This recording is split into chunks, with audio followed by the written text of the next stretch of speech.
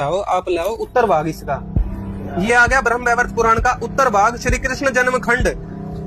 Matter घना गर्म चल रहा है भाई।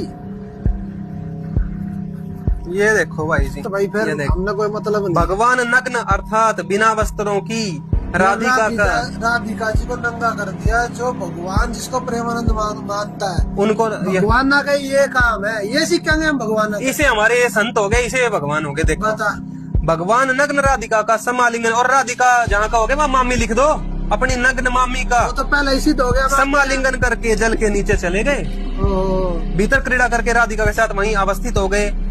और भाई क्या पढ़ोगे ज्यादा, ये भगवान तू बता दे भाई, कोई बात ना, एंड कर दे यही बात और ना पढ़ा जा रहा है। राधिका ने भी बड़े वेग से उठकर कृष्ण को बलपूर्वक पकड़ लिया, उनकी मुरली छीन कर क्रोध से दूर तक खींच ले गई, उनका पीताम्बर छीन के उन्हें नग्न कर दिया।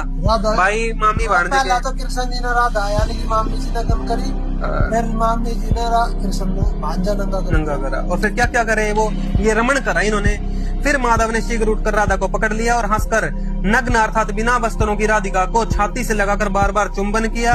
इस प्रकार कृष्ण की उन सभी मूर्तियों ने गोपियों के साथ कौतुकवश मनोहर यमुना तीर के नीर में क्रीड़ा की।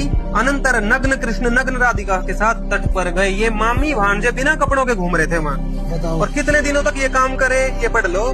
ये पेज नंबर आप आगे 335 पे, 324 से शुरू हुआ था, 11 पेजों में हमने तो बहुत कम पढ़ा है भाई। शॉर्ट में केसर वन में भ्रमण कर 30 दिनों तक दिन रात कौतुक से रमण किया, तो भी मन नहीं भरा। पता चल गया रमण क्या होता है। तो आप सभी से यही प्रार्थना है कि प्रेमानंद जी जैसे नकली, अनिरुद्धाचार्य जैसे नकली, देवकी नंदन जैसे नकली, किन किन का नाम लूं, ये सारे ही नकली है।